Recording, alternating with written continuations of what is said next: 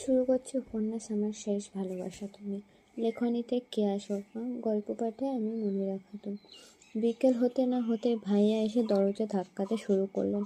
ঘড়ির কাঁটা এখন 5:35 বাজে, আর এই কুকুরটা দরজা ভাঙার মতন করে এখন থেকে ধাক্কা দিয়ে চলেছে। আম্মা আর আব্বু কি খেয়ে একে পয়দা করেছিল কে জানে, জীবনটাই হারাম করে রেখেছে। হায় আল্লাহ, বাঁচাও আমারে। নিজে এইদিকে ঘুমোতে বলে আর 10 মিনিট লেটের জন্য পাগলের মতো চিল্লাচিল্লি করছে। এই আমার আব্বুর পালা। এই জন্যই বলেছিল যে আমি দুপুরে ঘুমোবো না। দুপুরে ঘুমোলে আমি আর বিকেলের দিকে উঠতে পারি না। কিন্তু এই ভাইয়াটারে কে বোঝায়? সে তো আমাকে গোটা দুপুর ঘুমোতে বলে আমার ফোনটাকে নিয়ে চলে গেল, যাতে আমি দুপুরে ফোন না ঘেঁটে ঘুমিয়ে গিয়েছিলাম। আর 10 মিনিট হেরফের হয়ে গেল, তাই নিয়ে এত চিল্লাচিল্লি শুরু। যাই হোক, পালং থেকে উঠে রুমের দরজা খুলে কুত্তা ভাইয়াটাকে রুমের মধ্যে আসতে বললাম। এসেই দেখি ভাই মুখটা বাংলার পাঁচের মতো করে রেখেছে। আমি তাড়াতাড়ি সম্ভব ওর হাত থেকে আমার ফোনটাকে কেড়ে নিলাম। খুব একদম আমার ফোনটাকে নিয়েছিল। ওর হাত থেকে ফোনটা নেওয়ার সাথে সাথে আরও চিল্লানি শুরু। সাবিয়া, তোর সাহস কী করে হলো আমার হাত থেকে ফোনটা কেড়ে নেওয়ার? কে দিয়েছে তোকে এত সাহস? তুই কি জানিস না আমি তোর চেয়ে অনেক বড়, আমি তোর বড় ভাই? আমি বললাম, হ্যাঁ আমি জানি আপনি আমার বড় ভাইয়া, কিন্তু ভাইয়া আপনি তো নিজেই আমাকে দুপুরবেলা বললেন যে বুনো চুপচাপ ঘুমিয়ে পড়বি। আর আপনি কি জানেন না যে আমি দুপুরে ঘুমালে বিকেলের দিকে উঠতে একটু আমার অসুবিধা হয়, কারণ তখন আমি গভীর ঘুমে আচ্ছন্ন থাকি। কী বা হয়েছে, 10 মিনিটই তো লেট হয়েছে আমার ঘুম থেকে উঠতে, তারপর আপনার এই চিল্লানি। আমি তো রীতিমতো ভয় খেয়ে গেছিলাম যে কি এমন হলো। আর ওরকম দরজা ভাঙার মতো ধাক্কাচ্ছিলেন। একটু কি শান্ত মেজাজে থাকতে পারেন না আপনি ভাইয়া? দাঁড়ান, আমার ভাবি যখন আসবে না তখন আপনি জব্দ হবেন। এত রাগ তেজ সব জলে চলে যাবে। বুনু, বেশি বকছিস কিন্তু। আচ্ছা ছাড়, ঠিক আছে লেট হয়ে গেছে মানলাম। সারা দুপুর ঘুমিয়েছিস, আমার কথা শুনেছিস, এটাই অনেক। যা, আর আমার মুখের সামনে দাঁড়িয়ে আর একটা কথা না বাড়িয়ে চুপচাপ যা। তাছাড়া আর একটা কথা যদি বলেছিস ঠাস করে একটা চড় দেবো গালে। 5টা আঙুলের ষাট বসে যাবে। এই দুধের মতো ফলের রং লালচে বরণ ধারণ করবে বলে দিচ্ছি। যা, আমি চললাম, পাখিরা সবাই রেডি, তুই জলদি করে 10 মিনিটের মধ্যে রেডি হ। আমি মেহেরিনকে ডাকছি, তোকে নিয়ে যাবে। চলে যা। যেই ভাবির নাম নিলাম অমনি শান্ত হয়ে গেল। সিংহের মতন ধারালো চাউনি বিড়ালের মতো হয়ে গেল। যাই হোক, এই কুকুরটা গেলে এটাই ভালো হলো। আমার ভাইয়া বাইরে থেকে বলতে লাগলো, কিছু কি বললি তুই আমাকে আরও? আমি বললাম, না না কিছু বলিনি, আপনি যান। ঠিক আছে, 10 মিনিট মাথায় থাকে যেন। হ্যাঁ হ্যাঁ ঠিক আছে। ভাইয়া, কুকুরটা যাবার পর আমি ওয়াশরুমে গিয়ে মুখে ফেস ওয়াশ নিয়ে ভালো করে ফ্রেশ হয়ে নিজের ড্রেসিং টেবিলে হালকা মেকআপ করে চুলটাকে আজ খোলা রাখলাম। পায়ে নূপুর আর লাল রঙের একটা শাড়ি পরলাম।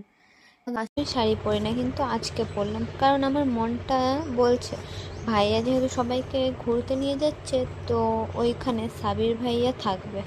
তাই একদম পরিপাটি হয়ে হাতে ফোন নিয়ে হিজাব পরে আর আমার প্রিয় পার্সটাকে নিয়ে নিজের রুমটাকে লক করে সেই দিন নিচে নেমে দেখি সবাই কয়েকটা রেডি হয়ে গাড়িতে বসে আছে। ভাইয়া আমাকে ডাকলেন, এই তার কাটা শুনতে পাচ্ছিস? আমি বললাম, আমি মোটেও তার কাটা না, আপনার বউ তার কাটা হবে। পাশ থেকে আম্মু বলতে শুরু করলেন, এই সাবিয়া, আবার তোরা দুই ভাই বোন মুখে মুখে তর্ক করতে শিখেছিস? তোদের আব্বু আর চাচ্চু কাজের ব্যাপারে বাইরে আছে, কিন্তু ফোন করব কি ওদের আমি? তোদের এই সমস্ত কর্মকাণ্ডগুলো বলবো আমি? চুপচাপ গাড়িতে এসে বস, কথা না বাড়িয়ে। আমি বললাম, আম্মু তুমি কি জানো তোমার এই ছেলে সারা দুপুর আমাকে জ্বালিয়েছে ঘুমা ঘুমা করে, তারপর ঘুমিয়ে পড়েছিলাম, তো তারপর 10 মিনিট লেট হয়েছিল আমার ঘুম থেকে উঠতে। তোমার পোলা চিল্লাচিল্লি করতে শুরু করে দিয়েছিল, তারপর কত বকলো আমাকে। তুমি তো নিজের পোলাটাকে কিচ্ছু বলছো না, শুধু আমারই দোষটা দেখছো। এমন করলে তোমরাই যাও, আমি যাব না। তখনই মেহেরিন বলল, আপু ক্ষমা করে দিও, তোমাকে ভাইয়া ডাকতে বলেছিল, আমি গেলাম না। আর তুমি তো রেডি হয়েও গেলে, তাই ভাইয়া বললেন আর যেতে হবে না। আমি যেতে যাচ্ছিলাম আর তখনই তুমি সিঁড়ি দিয়ে নেমে এলে। তুমি আমার উপর রাগ করবে না তো আপু? আমি বললাম, আরে না না, ঠিক আছে ছাড়। এখনই চাচি বলে উঠল, সাবিয়া শোনা, পিচ্ছি মেয়ে আমার, এত রাগ করতে নেই। ভাইয়া এই তো একটু বকেছে, আর তোমার আম্মু তো খারাপ কিছু বলেনি, তোমাকে বোঝাচ্ছে। বড়দের মুখের উপর তর্ক করতে নেই। চলো চলো, জলদি করে এসো শোনা আমার। একদম চাচির মন গলানো কথা শুনে আমি গাড়িতে উঠে বসলাম। একমাত্র এই পরিবারে আমার চাচি আছে যে আমাকে বোঝে। যাই হোক, আমি চাচির সাথে বসলাম, আর ওইদিকে আমার কুত্তা ভাইয়াটা বলে উঠলো, সবাই রেডি? গাড়ি স্টার্ট দিয়ে মেহেরিন আর রায়হান বলে উঠলো চিৎকার করলে, হ্যাঁ সবাই রেডি, এবার চলো। পর্ব সংখ্যা 8। তখন ঘড়িতে মনে হয় বাজে 7:55। আজকে কক্সবাজার আসতে একটু লেট হয়ে গেল। আর লেট হবে নাই বা কেন? সারা রাস্তা যে আমি আর আমার কুত্তা ভাইয়াটা ঝগড়া করতে করতে আসছিলাম। যাই হোক, এখন কক্সবাজারে এসে মুডটা খারাপ করতে চাই না। আমি এখানে এসে আর ঠান্ডা ঠান্ডা বাতাস, ঢেউ খেলানো স্রোত, নদী, হালকা মিটমিটে ল্যাম্পপোস্টের আলো। বেশি গভীর রাত নয়, তাই তো প্রায় 8:10 বাজে। আমি আর মেহেরিন দুজন হাত ধরে ধরে ঘুরছিলাম। তখনই পেছন থেকে চেনা পরিচিত পুরুষালী কণ্ঠ ভেসে এলো আমার কানে। তড়িঘড়ি করে পেছনে তাকালাম আর দেখলাম আমার মতনই সেম সেম একটা লাল কালারের টি শার্ট পরে দাঁড়িয়ে আছে সাবির ভাইয়া। হায় রে, আমার মন উথাল পাথাল হইতেছে। কেউ বাঁচাও আমারে, আমি অজ্ঞান হয়ে যাব। কি সুন্দর লাগছে দেখতে আমার ভালোবাসার মানুষটিকে।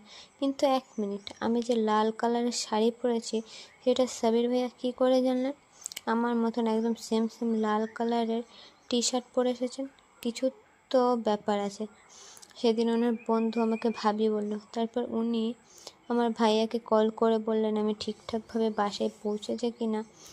আর আজকে আবার আমার মতনই সেম সেম কালারের টি শার্ট পরে, পায়ে জিন্সের প্যান্ট পরে, চুলগুলো স্টাইল করে এত সুন্দর করে পরিপাটি হয়ে এসেছে। কিছু তো ব্যাপার আছে, আমার সন্দেহটাই ঠিক নয় তো? উনি সত্যি মনে হয় আমাকে ভালোবাসেন, যেরকমটা আমি ওনাকে বাসি। আমি যখন এই সমস্ত ভাবতে ব্যস্ত, তখনই আমার কুত্তা ভাইয়াটা এসে আমার মুখের সামনে হাজির হলো আর আমার হাত ধরে নিয়ে টেনে টেনে নিয়ে গেল। কী যে করি, হায় আল্লাহ, এই ভাইয়াটার পিছু কি করে ছাড়াই আমি খুঁজে পাই না। যখন কিছু একটা ভাববো তখনই এরকম করে। এখন আমাকে সবার সামনে নিয়ে হাজির করলো। আম্মু চাচি ওরা বলে উঠলো, সাবিয়া ওখানে কি করছিলে তুমি? আমরা তো এখানে সবাই ছিলাম, তুমি এত দূরে গিয়ে কি করছিলে একা একা? আমি তখনই বলবো আর কি যে মেহেরিন তো আমার সাথে ছিল। তখনই আমি পিছে ঘুরে তাকালাম, মেহেরিন গায়েব। চাচির কাছে দাঁড়িয়ে আছে আর বলছে, ক্ষমা করে দিও আপু, তুমি এত দূর চলে গেছিলে, অনেকক্ষণ তোমাকে ডাকাডাকি করলাম। তুমি যখন আমার কথা শুনলে না, আমি ভাইয়াকে ডাকতে এখানে চলে এলাম, তাই ভাইয়া তোমাকে নিয়ে এখানে এলো। এই মেহেরিনের বাচ্চাটাকে এত রাগ ধরছে, মনে হচ্ছে মেরে ফেলি এক্ষুনি। কিন্তু থাক, এখন কিছু বলা যাবে না। এখন সাবির ভাইয়া কাছেই আছে, ওনার সামনে নিজের প্রেস্টিজ ডাউন করলে চলবে না। যাই হোক, আমি মেহেরিনকে ক্ষমা করে দিলাম। তারপর সবাই মিলে একটু বাজারের দিকে গেলাম। আমার ভাইয়া, সাবির ভাইয়া, ওরা দুজন আবার কী যেন নিয়ে ডিসকাস করছেন। ওরা দুজনে একদম আমাদের পেছনে, আর আমি, চাচি, আম্মু, মেহেরিন, রায়হান, আমরা সবাই আগে আগে বাজারে যাচ্ছি। বাজারে যাইতে যাইতে হঠাৎ আমার জানের টুকরা বান্ধবীর সাথে দেখা হলো। কি ব্যাপার?